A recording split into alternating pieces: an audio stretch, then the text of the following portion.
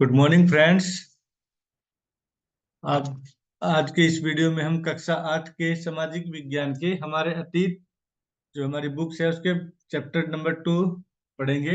अभी तक आपने पढ़ा था कि प्लासी की लड़ाई के बारे में पढ़ा था, और आज के इस वीडियो में हम टीपू सुल्तान और अंग्रेजों ने कैसे अपनी विलय नीति चलाई और मराठों से उनकी जो लड़ाइयाँ हुई थी उसके बारे में हम पढ़ेंगे। तो आइए।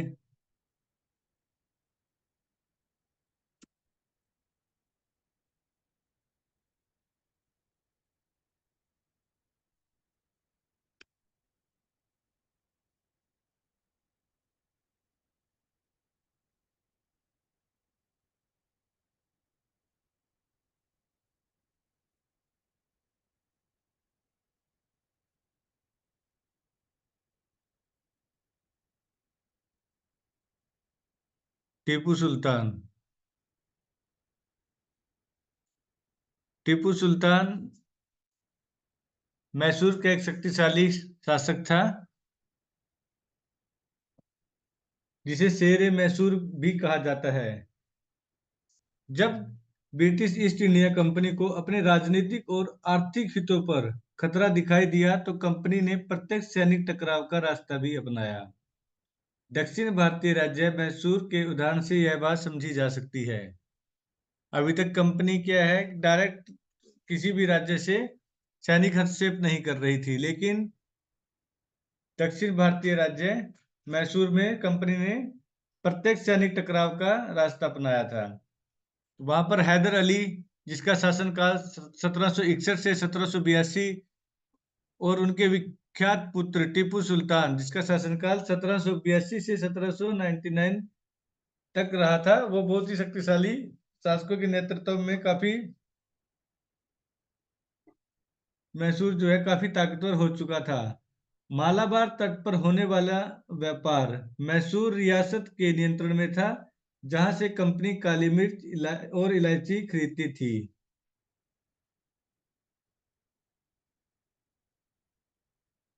1785 में टीपू सुल्तान ने अपनी रियासत में पड़ने वाले बंदरगाहों से चंदन की लकड़ी, काली मिर्च और इलायची का निर्यात रोक दिया। सुल्तान ने स्थानीय सौदागरों को भी कंपनी के साथ कारोबार करने से रोक दिया था। टीपू सुल्तान ने भारत में रहने वाले फ्रांसीसी व्यापारियों से घनिष्ठ संबंध विकसित किए और उनकी मदद से अपनी सेना का आधुनिकीकरण किया। तो इसमें इम्पोर्टेंट क्या क्या है?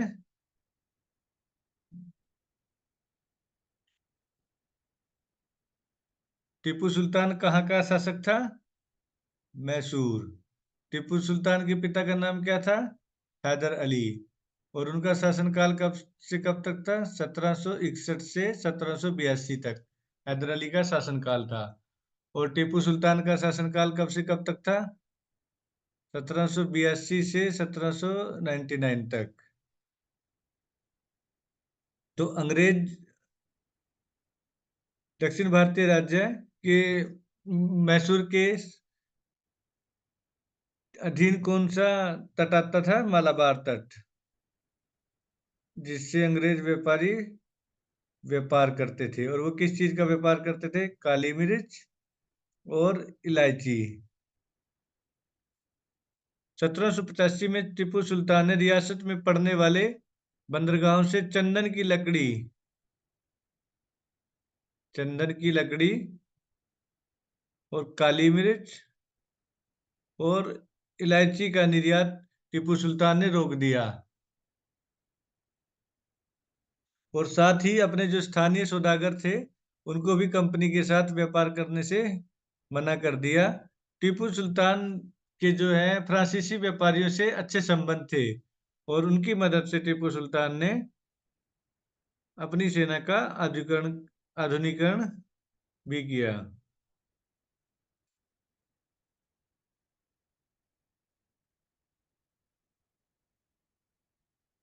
सुल्तान के इन कदमों से अंग्रेज काफी आग बबूला हो गए थे। उन्हें हैदर अली और टीपू सुल्तान बहुत महत्वाकांक्षी, घमंडी और खतरनाक दिखाई देते थे। अंग्रेजों को लगता था कि ऐसे राजाओं को नियंत्रित करना और कुचलना जरूरी है, फलस्वरूप मैसूर के साथ अंग्रेजों की 4 बार जंग हुई, जो कि 1767 और से 1769 के बीच हुई पहली जंग, और दूसरी जंग 1780 से 1784 के बीच में हुई, तीसरी जंग 1790 से 1792 के बीच हुई, और चौथी जंग 1799 में हुई। फिर श्रीरंगपट्टनम की आखिरी जंग में कंपनी को सफलता मिली। अपनी राजधानी की रक्षा करते हुए टीपू सुल्तान मारे गए और मैसूर का राजकाज पुराने वोडियार राजवंश के हाथों में सौंप दिया गया। इसके साथ ही मैसूर पर भी सहायक संधि थोप दी गई। तो इसमें इंपॉर्टेंट पॉइंट क्या है कि अंग्रेज हैदर अली और टीपू सुल्तान से क्यों नफरत करते थे, क्योंकि उनको लगता था कि हैदर अली और टीपू सुल्तान बहुत ही महत्वाकांक्षी हैं। वो अपने राज्य का विस्तार करना चाहते हैं और अपने राज्य को शक्तिशाली बनाना चाहते हैं, और ये दोनों ही राजा अपने राज्य की हितों की रक्षा करना चाहते हैं, इसलिए अंग्रेज इनसे नफरत करते थे। और अंग्रेजों ने मैसूर पर कब्जा प्राप्त करने के लिए 4 बार युद्ध किया, और मैसूर की जो राजधानी थी वो थी श्रीरंगपट्टनम, जिसकी रक्षा करते हुए टीपू सुल्तान मारे गए थे। टीपू सुल्तान के बारे में, और लड़ाई के बाद टीपू सुल्तान के बेटों को बंधक के रूप में कॉर्नवालिस के सामने पेश किया गया, और डेनियल आर्म्स द्वारा ये चित्र दिखाया गया, इसमें मेंशन दिखाया गया इस चित्र में टीपू सुल्तान के जो बेटे हैं उनको लॉर्ड कॉर्नवालिस जो ये हैं इनके सामने प्रस्तुत किया गया लड़ाई के बाद। कंपनी की फौजों को हैदर अली और टीपू सुल्तान ने कई बार युद्ध में हराया था, लेकिन 1792 में मराठों, हैदराबाद के निजाम और कंपनी की संयुक्त फौजों को अंग्रेजों से संधि करनी पड़ी। यहाँ पर क्या कहना चाह रहे हैं कि लेकिन 1792 में मराठों, हैदराबाद के निजाम और कंपनी की संयुक्त फौजों के हमले के बाद टीपू सुल्तान को अंग्रेजों से संधि करनी पड़ी। इस संधि के तहत उनके 2 बेटों को अंग्रेजों ने बंधक के रूप में अपने पास रख लिया। ब्रिटिश चित्रकारों को ऐसे दृश्यों की तस्वीर बनाने में मजा आता था जिनमें अंग्रेजों की सत्ता की विजय दिखाई देती थी।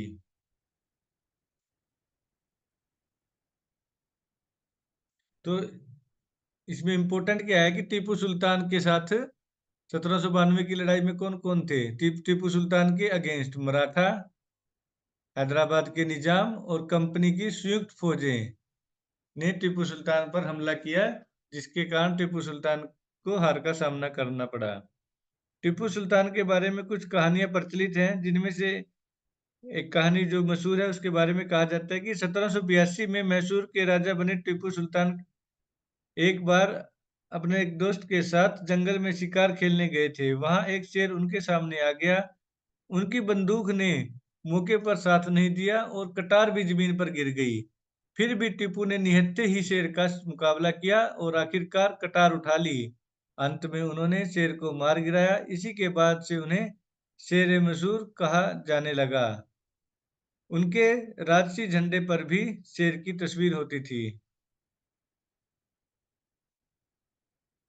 इस चित्र में आप देखेंगे कि एक खिलौना शेर है और एक सिपाही को उसने दबा रखा है, जिसको ये जो है टीपू का खिलौना शेर था। यह टीपू के एक विशालकाय मशीनी खिलौने की तस्वीर है। इसमें यह नकली शेर एक यूरोपीय सिपाही को दबाए हुए है। जब इसका हैंडल घुमाया जाता था तो नकली शेर दहाड़ता था और सिपाही के भीतर से चीखे की आवाज आती थी। अब यह खिलौना शेर लंदन स्थित विक्टोरिया एंड एल्बर्ट म्यूजियम में रखा है। 4 मई 1799 को जब अपनी राजधानी श्रीरंगपट्टनम की रक्षा करते हुए टीपू सुल्तान की मृत्यु हो गई तो अंग्रेज इस खिलौने को भी अपने साथ ले गए थे।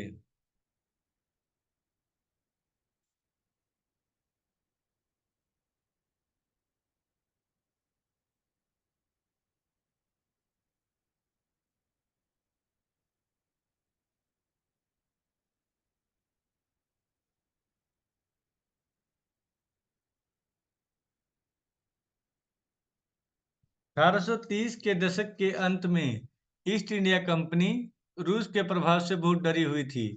कंपनी को भय था कि कहीं रूस का प्रभाव पूरे एशिया में फैलकर उत्तर पश्चिम से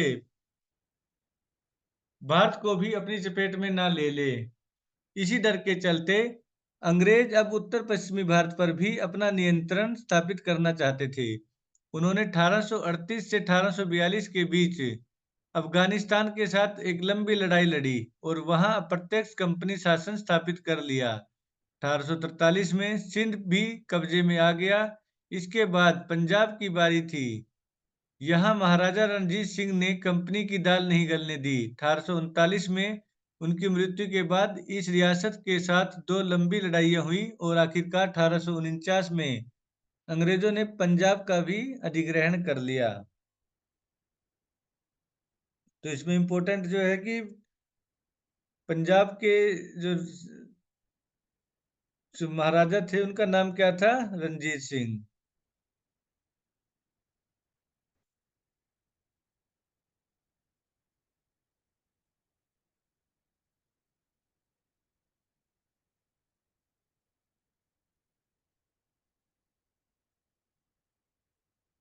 पंजाब के महाराजा रंजीत सिंह, जो कि एक शक्तिशाली राजा थे। जब तक वो जीवित थे तो अंग्रेजों ने पंजाब पर अधिग्रहण नहीं कर सके। जैसी उनकी 1839 ईस्वी में मृत्यु हुई, उसके बाद अंग्रेजों ने पंजाब पर दो बार हमला किया और उसको 1849 में अंग्रेजों ने पंजाब को भी अपने कब्जे में ले लिया।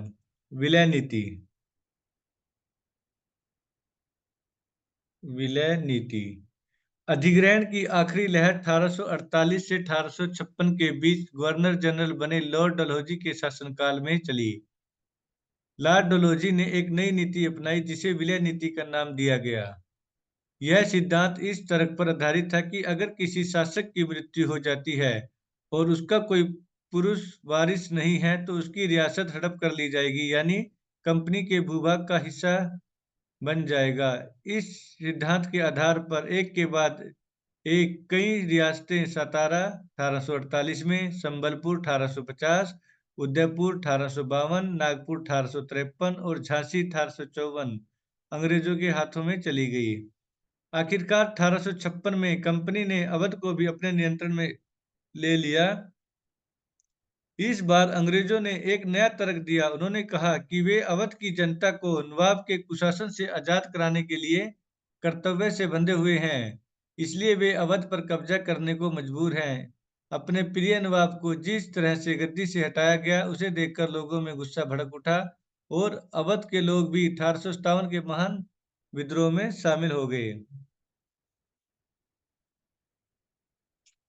तो इसमें इम्पोर्टेंट क्या है, जो लॉर्ड डलहौजी थे 1848 ईस्वी में गवर्नर जनरल बने तो उन्होंने एक नीति बनाई जिसको विलय नीति का नाम दिया गया। विलय नीति, इसके सिद्धांत के तर्क पर क्या था इस नीति में कि अगर किसी शासक की मृत्यु हो जाती है और उसका कोई पुरुष वारिस नहीं है तो उसकी रियासत जो है हड़प ली जाएगी और कंपनी के भूभाग का हिस्सा बन जाएगी। इस सिद्धांत पर कंपनी ने बहुत सारी रियासतों को अपने कब्जे में ले लिया। लेकिन जब उन्होंने अवध के नवाब अवध पर भी इसी नीति के तहत कब्जा करना चाहा तो वो नहीं कर सके, क्योंकि अवध के नवाब पर ये नीति नहीं लागू होती थी।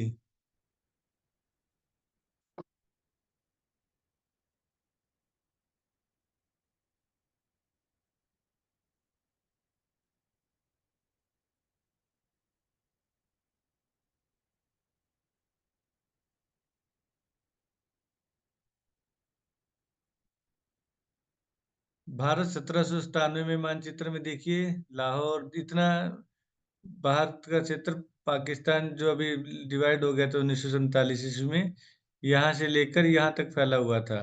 ब्रिटिश शासन के अधीन क्षेत्र था जो बनारस कलकत्ता था सिर्फ 1797 में। बनारस और ये कलकत्ता कुछ क्षेत्र है हैदराबाद का, और ये कर्नाटक का और तमिलनाडु का कुछ क्षेत्र था। फिर 1840 में देखेंगे आप, ब्रिटिश ईस्ट इंडिया कंपनी के अधीनस्थ आने वाले क्षेत्रों की संख्या बढ़ती गई और फिर 1857 में भारत के अधिकतर भूभाग पर अंग्रेजों ने कब्जा कर लिया था। नए शासन की स्थापना। गवर्नर जनरल वारन हेस्टिंग, जो 1773 से 1785 में भारत के गवर्नर जनरल रहे, उसने बहुत सारे महत्वपूर्ण व्यक्तियों में से एक था जिन्होंने कंपनी की ताकत फैलाने में अहम भूमिका अदा की थी। वारेन हेस्टिंग्स के समय तक आते आते कंपनी ने न केवल बंगाल बल्कि बंबई और मद्रास में भी सत्ता हासिल कर चुकी थी। ब्रिटिश इलाके मोटे तौर पर प्रशासकीय इकाइयों में बटे हुए थे जिन्हें प्रेसिडेंसी कहा जाता था। उस समय 3 प्रेसिडेंसी थी, बंगाल, मद्रास और बंबई। हर एक का शासन गवर्नर के पास होता था। सबसे ऊपर गवर्नर जनरल होता था। वारन हेस्टिंग्स ने कई प्रशासकीय सुधार किए। न्याय के क्षेत्र में उसके सुधार खासतौर से उल्लेखनीय थे। 1782 से एक नई न्याय व्यवस्था स्थापित की गई। 1772 में एक नई न्याय व्यवस्था स्थापित की गई। इस व्यवस्था में प्रावधान किया गया कि हर जिले में 2 अदालतें होंगी, फौजदारी अदालत और दीवानी अदालत। दीवानी अदालतों के मुखिया यूरोपीय जिला कलेक्टर होते थे। मौलवी और हिंदू पंडित उनके लिए भारतीय कानूनों की व्याख्या करते थे। फौजदारी अदालतें अभी भी काजी और मुफ्ती के ही अंतर्गत थी, लेकिन वे भी कलेक्टर की निगरानी में काम करते थे। काजी काजी क्या होता है? एक न्यायाधीश होता है। मुफ्ती मुस्लिम समुदाय का एक न्यायाधीश, न्यायविद जो कानून की व्याख्या करता है। काजी इसी व्याख्या के आधार पर फैसले सुनाता है। महाभियोग।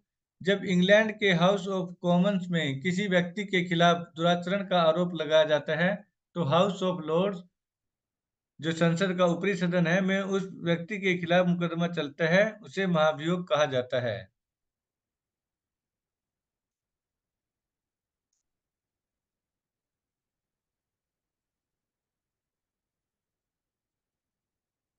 एक बड़ी समस्या यह थी कि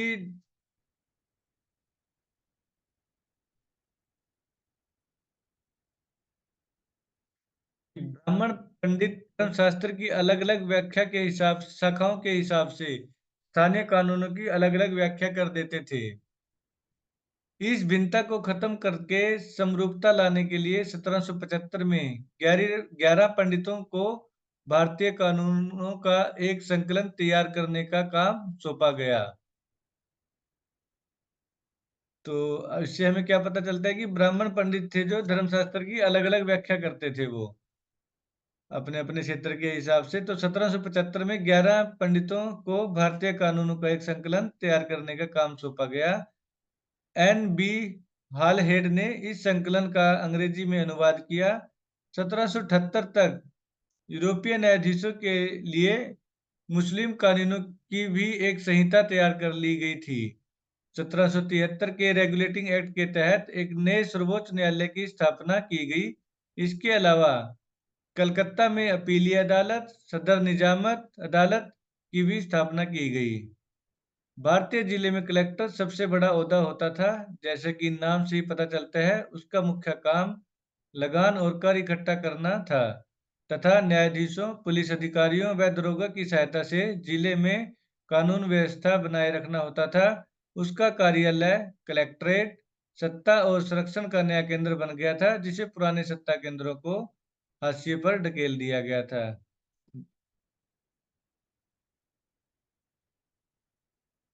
कंपनी की फौज।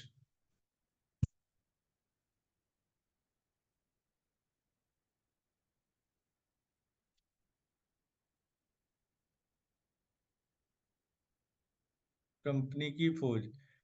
कंपनी के साथ भारत में शासन और सुधार के लिए नए विचार तो आए, लेकिन उसकी असली सत्ता सैनिक ताकत में थी। मुगल फौज मुख्य रूप से घुड़सवार, सवार, घोड़े पर चलने वाले प्रशिक्षित और पैदल सेना थी। मुगल जो इससे पहले जो भारत पे राज करते थे, उसमें सिर्फ घुड़सवार और पैदल चलने वाली सेना थी। उन्हें तीरंदाजी और तलवारबाजी का प्रशिक्षण दिया जाता था। सेना में सवारों का दबदबा रहता था और मुगल साम्राज्य को एक विशाल पेशेवर प्रशिक्षण वाली पैदल सेना की जरूरत महसूस नहीं होती थी।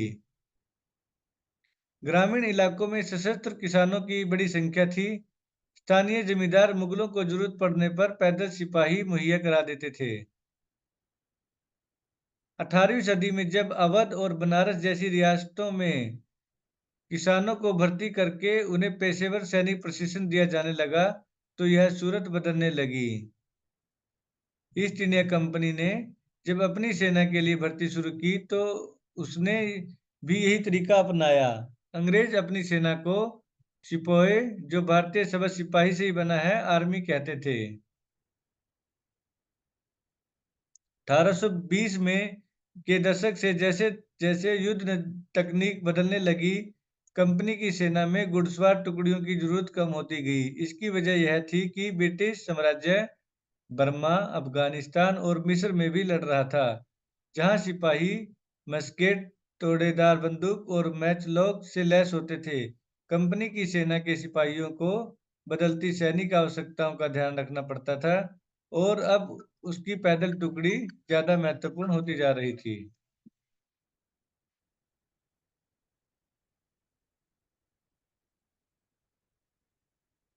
धर्मशास्त्र संस्कृत की ऐसी कृतियां जिनमें सामाजिक तौर तरीकों और आचरण के सिद्धांतों की व्याख्या की जाती है।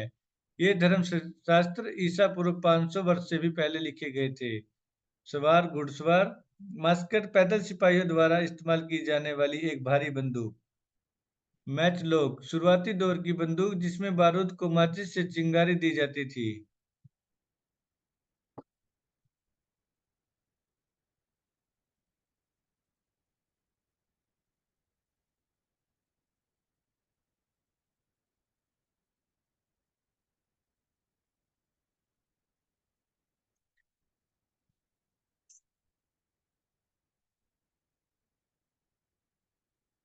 19वीं सदी की शुरुआत में अंग्रेज एक समरूप सैनिक संस्कृति विकसित करने लगे थे। सिपाहियों को यूरोपीय ढंग का प्रशिक्षण, अभ्यास और अनुशासन सिखाया जाने लगा। अब उनका जीवन पहले से भी ज्यादा नियंत्रित था। इस कोशिश में कभी कभी समस्याएं भी आ जाती थी, क्योंकि पेशेवर सिपाहियों की सेना खड़ा करने के चक्कर में अंग्रेज कई बार जाति और समुदायों की भावनाओं को नजरअंदाज कर देते थे। भला लोग अपनी जातीय और धार्मिक भावनाओं को इतनी आसानी से कैसे छोड़ सकते थे? क्या वे खुद को अपने समुदाय का सदस्य मानने की बजाय सिर्फ सिपाही मान सकते थे?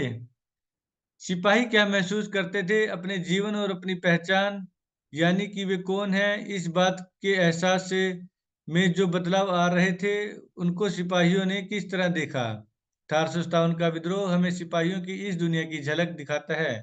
इस विद्रोह के बारे में आप अगली वीडियो में पढ़ेंगे। निष्कर्ष: ईस्ट इंडिया कंपनी एक व्यापारिक कंपनी से बढ़ते बढ़ते एक भौगोलिक औपनिवेशिक शक्ति बन गई।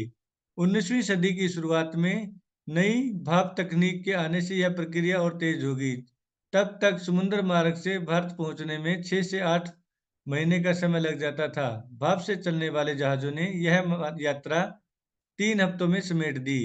इसके बाद तो ज्यादा से ज्यादा अंग्रेज और उनके परिवार भारत जैसे दूर देश में आने लगे। 1857 तक भारतीय महाद्वीप के 63% भूभाग और 78% आबादी पर कंपनी का सीधा शासन स्थापित हो चुका था। देश के शेष भूभाग और आबादी पर कंपनी का अप्रत्यक्ष प्रभाव था। इस प्रकार व्यावहारिक स्तर पर ईस्ट इंडिया कंपनी पूरे भारत को अपने नियंत्रण में ले चुकी थी।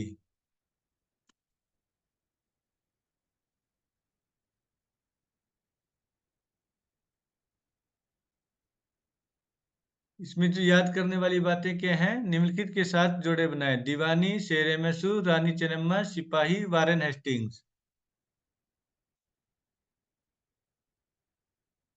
दीवानी किसे कहा जाता है? भू राजस्व वसूल करने का अधिकार।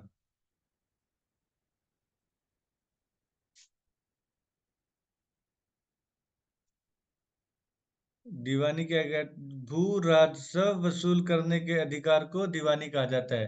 शेर मैसूर कौन था? टीपू सुल्तान। रानी चिन्नम्मा कौन थी?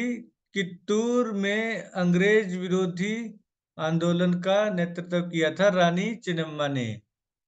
सिपाही सिपोए। वारन हेस्टिंग्स कौन था? भारत का पहला गवर्नर जनरल। रिक्त स्थान भरे। बंगाल पर अंग्रेजों की जीत डैश की जंग से शुरू हुई थी। बंगाल पर अंग्रेजों की जीत प्लासी की जंग से शुरू हुई थी। हैदर अली और टीपू सुल्तान मैसूर के शासक थे।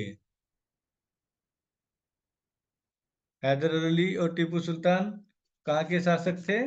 मैसूर।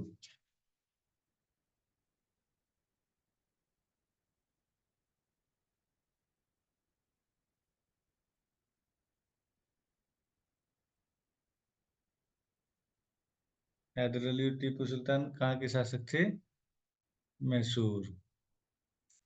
डलहौजी ने डैश का सिद्धांत लागू किया।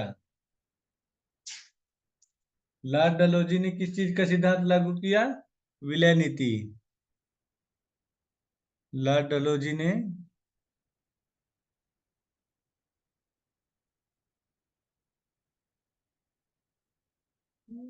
विलय नीति लागू की थी भारत में, जिसमें अगर किसी राजा की संतान नहीं है तो उसके राज्य को अंग्रेजी राज्य में मिला लिया जाएगा।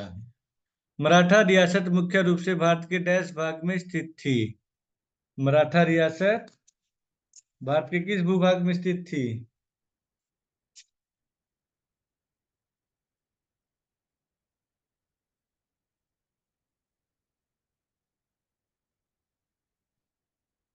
दक्षिण।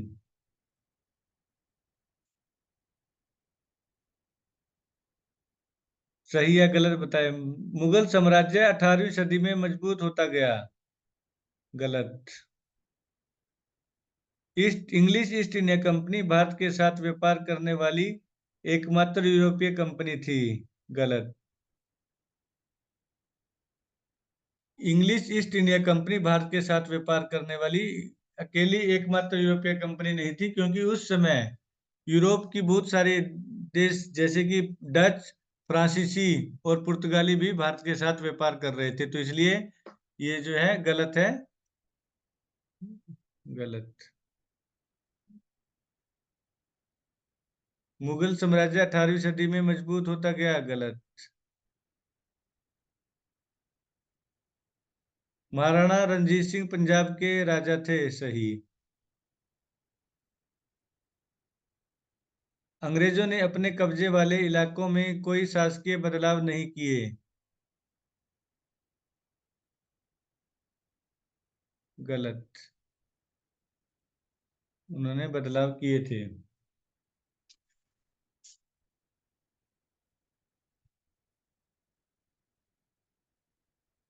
आइए विचार करें, यूरोपीय व्यापारी कंपनियां भारत की तरफ क्यों आकर्षित हो रही थी? क्योंकि भारत में जो दालचीनी, इलायची, सूती कपड़ा और रेशम के जो कपड़ा मिलता था वो बहुत सस्ते दामों पे मिलता था, उसकी यूरोप में बहुत ज्यादा डिमांड थी। तो वो यूरोपीय कंपनियां भारत से सस्ते दामों पे सामान खरीद कर यूरोप के देशों में महंगे दामों पे बेचना चाहती थी और भारी बहुत ही ज्यादा मुनाफा कमाना चाहती थी। इसलिए वो भारत की तरफ आकर्षित थी। बंगाल के नवाबों और ईस्ट इंडिया कंपनी के बीच किन बातों पर विवाद थे? ईस्ट इंडिया कंपनी ने मुगल बादशाह औरंगजेब से एक शाही फरमान जारी करवाया था, जिसके तहत ईस्ट इंडिया कंपनी को निशुल्क व्यापार करने की परमिशन मिली थी। लेकिन अंग्रेजी जो अधिकारी थे उन्होंने अपने अपने निजी व्यापार भी भारत में लगाए हुए थे। उन्होंने भी टैक्स देना से मना कर दिया, जबकि शाही फरमान था जो सिर्फ ईस्ट इंडिया कंपनी के लिए था कि ईस्ट इंडिया कंपनी को निशुल्क व्यापार करने की परमिशन है। लेकिन ईस्ट इंडिया कंपनी के अधिकारियों ने जो अपने निजी व्यापार लगाए थे उन्होंने भी अपनी कंपनियों के टैक्स देने से मना कर दिया। तो इसके कारण और बंगाल के जो नवाब थे उनके अधिकारियों के साथ उन्होंने अभद्रपूर्ण व्यवहार किया, जिसके कारण उनमें आपसी टकराव विवाद पैदा हो गया। दीवानी मिलने से ईस्ट इंडिया कंपनी को किस तरह फायदा पहुंचा? ईस्ट इंडिया कंपनी को प्लासी की लड़ाई के बाद बंगाल की दीवानी मिल गई थी, जिसके कारण अब उसको अपने सैनिकों के रखरखाव के लिए इंग्लैंड से पैसा नहीं मंगाना पड़ता था, क्योंकि इससे पहले वो सैनिकों के रखरखाव के लिए इंग्लैंड से पैसा मंगवाते थे, जो कि वो सोने के रूप सिक्कों के रूप में होता था। और यहाँ से भारत से सामान खरीदने के लिए भी उनको इंग्लैंड से सोने के सिक्के लेके आने पड़ते थे, जो उनको काफी उसमें नुकसान हो रहा था। बंगाल की दिवाली मिलने से अब वो राजस्व कर इकट्ठा कर सकते थे, और जिसके कारण अब उनको जिसके चलते राजस्व उनके पास पैसे का भी कोई कमी नहीं थी। अब वो अपने सैनिकों का रखरखाव के लिए भी इंग्लैंड के ऊपर निर्भर नहीं थे, और जो सामान भारत से खरीदते थे वो भी अपने राजस्व कर से खरीद सकते थे। सब्सिडरी अलायंस सहायक संधि व्याख्या करें। ये बच्चों आपके लिए है, ठीक है। इसको अच्छे से पढ़ना चैप्टर को, और सभी क्वेश्चन इसके जो इसमें लिखे गए हैं सभी को ध्यानपूर्वक करना है। बाय।